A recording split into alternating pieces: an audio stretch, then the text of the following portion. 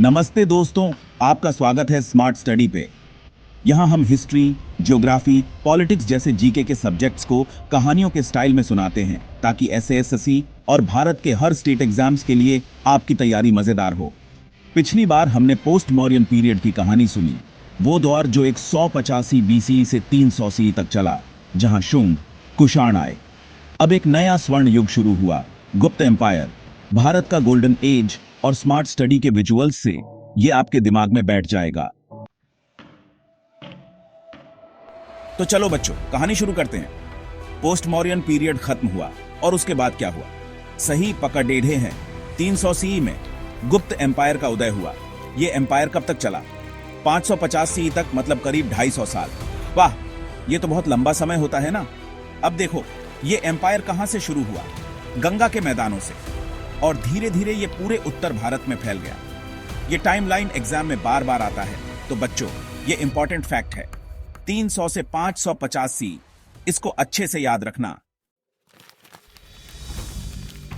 अब सवाल यह है कि गुप्त एम्पायर कैसे शुरू हुआ, कौन थे इसके पीछे? तो बच्चों, चंद्रगुप्त प्रथम ने इसकी नींव रखी। उन्होंने क्या किया? शादी से अपनी पावर बढ़ाई, अपने राज्य को मजबूत किया, और फिर आए समुद्रगुप्त। इन्हें भारत का नेपोलियन भी कहा जाता है। पता है क्यों?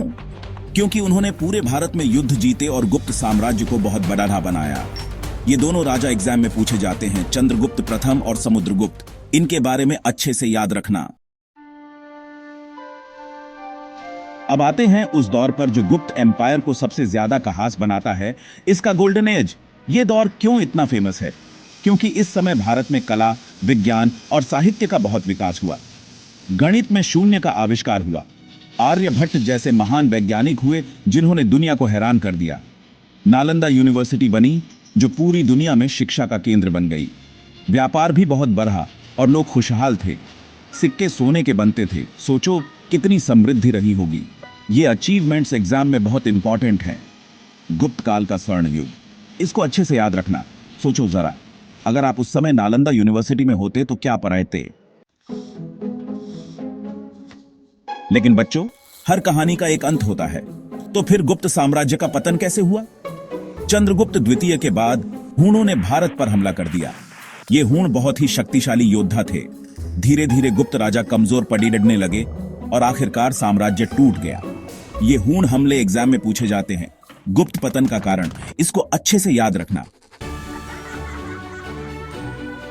चलो बच्चों, अब पूरी कहानी को एक बार फिर से दोहराते हैं। पोस्ट मौर्यन पीरियड के बाद 300 से 550 सी तक गुप्त साम्राज्य का राज रहा।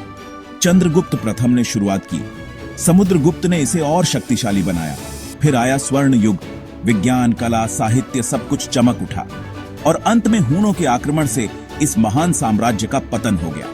ये सारी कहानी स्मार्ट स्टडी के विजुअल्स के साथ देखो, एक बार में याद हो जाएगी। तो दोस्तों, ये थी गुप्त एम्पायर की कहानी। स्मार्ट स्टडी के साथ आपने एसएससी और स्टेट एग्जाम्स के पॉइंट्स सीख लिए, विजुअल्स के साथ एक कहानी की तरह। अब चलो तुरंत रिवीजन के लिए 10 इंपॉर्टेंट एग्जाम क्वेश्चंस देखते हैं। क्वेश्चन नंबर 1, गुप्त एम्पायर कब शुरू हुआ? उत्तर है 300 सीई में। क्वेश्चन नंबर 2, गुप्त वंश का पहला राजा कौन था? उत्तर है चंद्रगुप्त प्रथम। क्वेश्चन नंबर 3, समुद्रगुप्त को क्या कहा जाता है? उत्तर है भारत का नेपोलियन। क्वेश्चन नंबर 4, गुप्त काल का सबसे बड़ा वैज्ञानिक कौन था? उत्तर है आर्यभट्ट। क्वेश्चन नंबर 5, गुप्त काल में कौन सी यूनिवर्सिटी फेमस थी? उत्तर है नालंदा। क्वेश्चन नंबर 6, गुप्त काल में सिक्के किस धातु के बने? उत्तर है सोना। क्वेश्चन नंबर 7, गुप्त एम्पायर कब खत्म हुआ? उत्तर है 550 सी में। क्वेश्चन नंबर 8, गुप्त पतन का मुख्य कारण क्या था? उत्तर है हूण हमले। क्वेश्चन नंबर 9, चंद्रगुप्त द्वितीय को क्या कहा जाता है?